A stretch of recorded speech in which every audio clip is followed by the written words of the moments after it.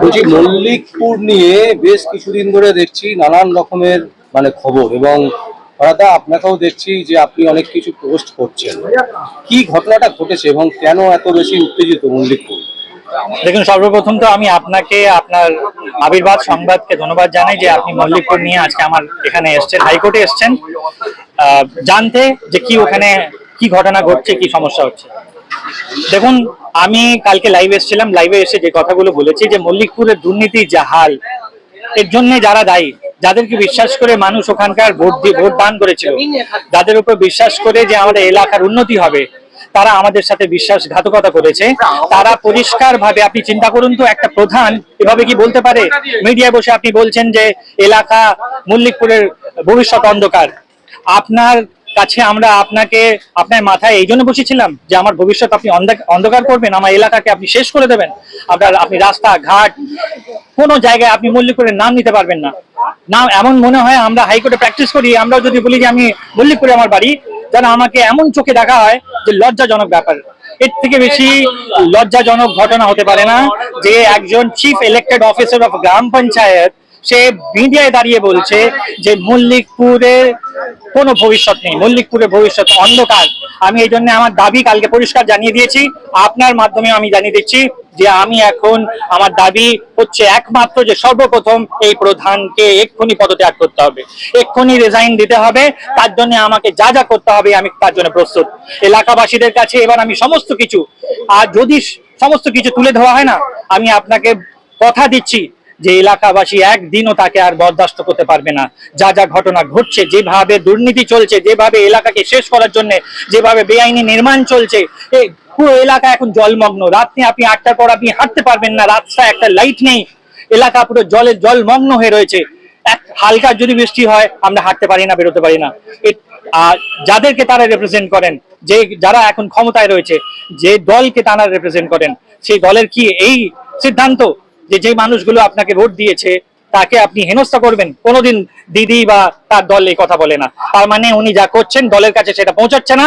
আমি আমার মাধ্যমে আমি মমতা ব্যানার্জি, আমাদের chief minister of West Bengal, ওনাকে আমি চিঠি লিখেছি, পার্টিকেও জানিয়েছি যে আমরা অতি শীঘ্রই এই মানুষটাকে, যে আমাদের মাথায় যাকে আমরা বসেছিলাম, আমরা তার পদত্যাগ চাই, তার রেজিগনেশন লেটার সর্বপ্রথম। তারপরে এলাকা ভিত্তিক যে জিনিসগুলো, যে ঘটনাগুলো, যে আমাদের কাজ করা দরকার, আমরা সবাই মিলে বসে আলোচনা করে ভাববো যে এর পরবর্তী কি করা যাবে। বলছি এত সাহস উনি পাচ্ছেন কোথা থেকে? কেউ তো নিশ্চয়ই ওনাকে মদত দিচ্ছেন। এটাই হচ্ছে সব থেকে বড় প্রশ্ন যেটা আপনি আজকে জিজ্ঞেস করেছেন। কারোর তো হাত আছে, আমি জানি কার হাত আছে, কিন্তু এখন আমি সেই জিনিসে যাচ্ছি না। এখন আমার মেইন উদ্দেশ্য, লক্ষ্য এটাই যে ওখানকার মানুষকে এমন জায়গায় পৌঁছে দেওয়া হয়েছে যে কেউ মুখ খুলতেও চাইছে না। যখন কেউ খুলছে না তখন আমাকেই খুলতে হবে। আমি একজন এই দেশের বাসী হিসাবে, মল্লিকপুরের বাসী হিসেবে, আর একজন অ্যাডভোকেট হিসেবে আমার দায়বদ্ধতা, কর্তব্য বেশি বলে আমি মানুষকে সচেতন করার কাজ শুরু করেছি। আমি এলাকার বাসীর সামনে সেই জিনিসগুলো তুলে ধরার চেষ্টা করছি, জিনিসগুলো নিয়ে আসার চেষ্টা করছি। আমি কিন্তু আজকে নয়, আজকে আপনি মিডিয়ার মাধ্যমে আমি লাইভে এসে সেই কথাগুলো বলা শুরু করেছি পঞ্চায়েত নিয়ে, তাই লোক দেখতে পাচ্ছে। আমি আজ থেকে অনেক দিন ধরে প্রত্যেকটা জিনিসে নজর রাখছি। আমি আশাবাদী ছিলাম যে এতটা খারাপ পরিস্থিতি সৃষ্টি হবে না, তারা কিছু তো করবে, কিন্তু আজকে যা হাল, একেবারে শেষ পর্যায়ে আমরা পৌঁছে গেছি। এবার যদি না বলি, যুব সমাজ গিয়ে দেখুন আমাদের কি হাল হচ্ছে মল্লিকপুরে। আপনি মল্লিকপুরের কোন এলাকা, আশেপাশে যত এলাকা আছে, আপনি কলকাতাবাসী, আপনি যেখানে যান না কেন, মল্লিকপুর একটা এমন বদনাম জায়গা হিসাবে চিহ্নিত করে দেওয়া হয়েছে, সেখানে যেন কোনো ভালো মানুষ থাকে না।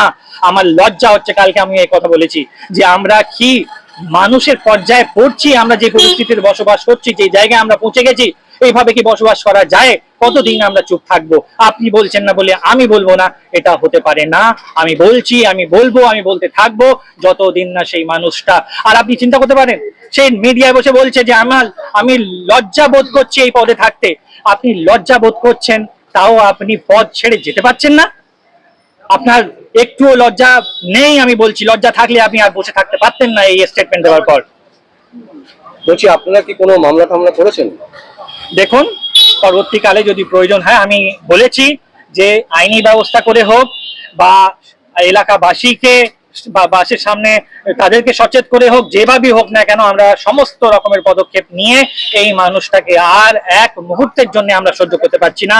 যে মানুষ বলছে আমার এলাকার আমাদের ভবিষ্যৎ অন্ধকারে, তোমার আর কোনো অধিকার নেই এই পদে বসে থাকার। সর্বপ্রথম এটাই আমার দাবি, তুমি এক্ষুনি অতি শীঘ্রই পদত্যাগ করো, তুমি পদ ছাড়ো, আমরা দেখে নেবো আমরা আমাদের এলাকা কিভাবে উন্নতি করবে। কিন্তু তৃণমূলের বেশিরভাগ নেতা নেত্রীরাই তো এরকম মানে যা করছে আর কি রাজ্য জুড়ে, তাতে করে পদত্যাগ করতে গেলে তো বহু নেতা নেত্রীর পদত্যাগ দেখুন, হয়ে যায়। এটা কোনো রাজনৈতিক পদক্ষেপ নয়, আমি কোনো দলের বিরুদ্ধে নয়, আমি দল নিয়ে কোনো কথা বলছি না।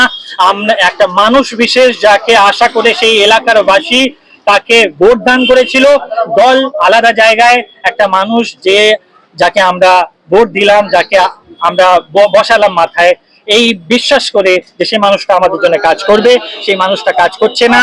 আমাদের দায়িত্ব, যদি তার দলের কাছে এই জিনিসগুলো পৌঁছাতে পারছে না দলের মাধ্যমে, বা যারা ওখানকার সদস্য তারা পৌঁছাতে পারছে না, এবার আমাদেরকে এলাকাবাসীকে সেই কথাগুলো তুলে ধরতে হবে। দরকার পড়লে পার্টিকেও আমি জানিয়েছি, আমি আমাদের চিফ মিনিস্টারকেও জানিয়েছি, আমি সব জায়গায় আমার যা অ্যাজ অ্যান অ্যাডভোকেট আমি যা করতে পারি লিগ্যাল ব্যবস্থা আমি শুরু করে দিয়েছি। দরকার পড়লে পিআইএলও হবে, মামলাও হবে, যেভাবেই হোক না কেন এই মানুষটাকে আর ওখানে আমরা দেখতে চাই না। এটাই আমাদের সর্বপ্রথম দাবি। সর্বপ্রথম ওকে সরাতে হবে, তারপরে আমরা দেখবো যে তার পরবর্তী কি করণীয়। অসংখ্য অসংখ্য ধন্যবাদ।